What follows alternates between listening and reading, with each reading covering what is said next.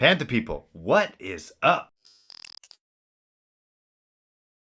What's going on? This is Panthers Post. I'm Phil Perkins. Thanks for joining, man. Thanks for searching Carolina Panthers in the middle of the offseason, finding us, clicking it, and then watching. If you like what you're seeing and you're new here, make sure to like, subscribe, also be a part of the comment community. It's super positive, super fun. I'm really feeling that Southern hospitality. I get a 100% rate of likes. And that's awesome. No haters up in this space. There's a couple Seahawk fans that kind of make an appearance every now and then. If you are not new here, man, thank you. I started this just for fun because I just had all these Panther thoughts in my head. I didn't think this would be anything. And I know it's still not much. I know it's not PNP. Shout out to you guys. I heard you guys, someone mentioned me with you guys. You guys have a great following, over 10,000 subscribers. That's dope. I'm sure you're going to reach your goal. I think it's 50,000 subscribers. You're definitely going to get there. You guys put out some awesome content. But the fact that I started at nothing and have over 500 subscribers in about over a month now, and our last video, thanks so much. It was a rookie minicamp recap, and we had over 1,000 views. For me, that is awesome. I love to know that. Obviously, I'm not the only Panther fan out there, but I definitely think we need a lot more Panther vloggers out there. And let's be honest, the Panthers have the youngest team in the NFL. Perhaps we have the youngest fans in the NFL as well. The Panthers, as we know, their social media team is money on Instagram. I know they have more followers on their social media accounts than some of those, blue chip franchises like the Patriots, maybe not the Cowboys, but the Chicago Bears and the Green Bay Packers. We have more followers than all those guys. I'll be honest, before we get started, I am sweating buckets under this sweatshirt. It's around 34 degrees Celsius, 91, 94 degrees Fahrenheit here in Southern Ontario. So I got to get into something more breathable. This is much better. Big fan of 704 Shop. I think they rep the city harder than a lot of independent businesses out there. I'm talking on behalf of, the city of Toronto, where we have a plethora of independent businesses that rep the Raptors and Blue Jays. But I will say, in terms of swag, Shop 704, their designs, the quality of their shirts. This is not an ad, by the way. I'm just a big fan of what they do. Like when Kuechly retired, they released this shirt ahead of the season, and it's probably one of my favorite shirts. Kuechly, clearly one of my favorite Carolina Panthers ever. One of the best Carolina Panther players ever. Out of nowhere, retired just over a year ago from the game in that super long, just off script, just kind of like this, almost vlogging the reasons why he's stepping away from the game. Unceremoniously stepped away and resigned from his post as a pro scout with the Carolina Panthers. Obviously, they gave a quick statement. I know I was very concerned about, his health. I was hoping that he was okay. Obviously, we all remember that. I think it was a Thursday night game in the electric all blue Carolina Panther uniforms against the Eagles, where he got concussed. It looked like a nonchalant hit, but he just looked so emotional. It was brutal to watch. While he didn't give a statement with the team or even with the NFL, that he sort of did, where he just suddenly appeared on the Move the Sticks podcast with Daniel Jeremiah and former player and former Carolina Panther scout Bucky Brooks. So here's just some of the highlights from that interview. It was over 30 minutes long. It was one of those interviews where I parked my car in front of my house, and I delayed going inside because I was just attached to every word Kuechly had to say. So one of the highlights was when he got drafted to the Carolina Panthers out of Boston College, and just his number. We're going to be talking about players' numbers, and they actually asked him, if he played with number 3, I believe, in high school. And so would he have worn number 3 had he been drafted by the Carolina Panthers? He said, most likely, he would have been wearing number 40, which is what he wore at Boston College. But the reason he got 59 when he got to the Panthers was all those numbers in the 50s were taken, and they said they did not want to give him a number in the 90s because that was an option. I think people still would have bought that jersey. But they gave him number 59. He didn't choose it. But they also reminded him that that was then head coach Ron Rivera's number when he was a linebacker with the Chicago Bears. So it seemed like it worked out. You really also got to see the respect that Kuechly had for Ron Rivera, because not only did he play the position, won a Super Bowl with the '85 Bears, but he also coached guys like Brian Urlacher, who Kuechly looked up to. Once he was suiting up for the Panthers, that he was joining a long line of great Panther linebackers, starting with Sam Mills, then going on to Dan Morgan, who is now the assistant GM, alongside Scott Fitterer, his boy, as well as John Beeson, Thomas Davis, and now himself.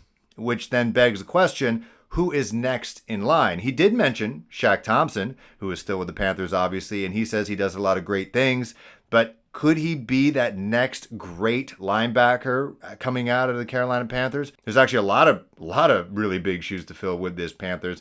We still, at this point, don't have a tight end to fill the shoes of Greg Olsen. Still really don't have someone to fill the shoes at center and Ryan Khalil. And still, the biggest shoes of all time, those of Cameron Jarrell Newton. No one has filled in those shoes yet. There's a lot of shoes to be filled. The shoe store is packed with players. Are they going to walk away with something nice? I don't know where I'm going with this analogy, but still, jury's out who the next great Carolina Panthers linebacker is. Asked him, how would you build a team? And obviously he picked on the defensive side.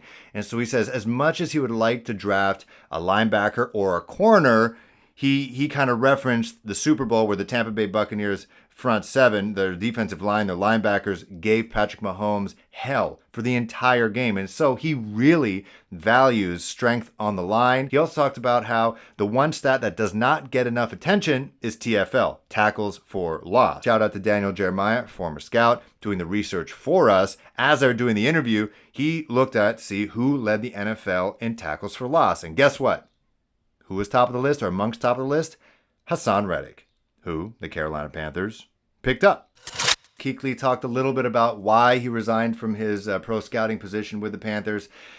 Basically, he just wanted to live a normal life. You know, as a player, you can't do a lot of things at the extent that you would like to in the fall, because that's when the season starts. And then when you're a pro scout, you're also living that player life in terms of the schedule. So he said he had no really time to breathe. He went from retiring to staying at Bank of America Stadium, but this time just watching tape for a living. Dude's going to be a head coach eventually. That's what it seems like. But I think he needed to step away from the game and just live a normal life as a multimillionaire. But he said he just missed certain things he wanted to do in the fall, whether it was hunting and fishing. If I was an elk or a deer and I saw Luke Kuechly out there, I'd be scared for my life. Does Luke Kuechly even need a bow and arrow or a gun? Could he just tackle an elk?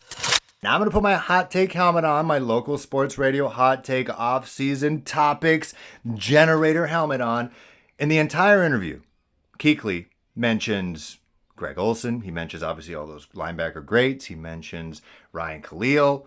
Not once does he mention Cam Newton, his quarterback. They even mention Cam's current team, the New England Patriots, but they don't mention him directly. They talk about Jonnu Smith and Hunter Henry, how they picked them up in the offseason, but not once do they mention Cam Newton by name. They mention how they could play, the math game 11 on 11, but they don't actually say Cam Newton's name. What's up with that? Christian McCaffrey wears number 22. We all know that. Dope number. I think I wore it once in high school. It looks great on him. I think he started that trend of pros wearing 22 again, because there was a bit of a time after Emmitt Smith retired that no one really dared to wear 22, especially high-profile running backs, but he brought it back, made it look good again. We've all talked about how good it would look if Christian rocked his Stanford number 5, his high school number 5, instead of 22. Last week, he posted something on Instagram, was just like, what about this? What's everyone's thoughts? A ton of players, not just with the Carolina Panthers. Guys like George Kittle were just commenting on below, saying dibs, and I was like, same. Maybe that's why they let Teddy Bridgewater go, because they were wasting that number 5 on a guy that no one was buying his jersey besides his family. You get Christian to rock number 5, oh boy. Jersey sales, whoop. People who already have number 22 jerseys in Carolina Panthers in black might get it in white with number 5. DJ Moore, right on his contract year, switching that jersey up from number 12 to number 2. Where in college he wore number 1 while he was with Maryland, he's switching to his Little League number of number 2. And he talked about how he thinks single digits look good on him, and judging by his rendering, sure does. Stay with wide receivers. Now, we talked about the depth at quarterback. We talked about the depth chart with running backs.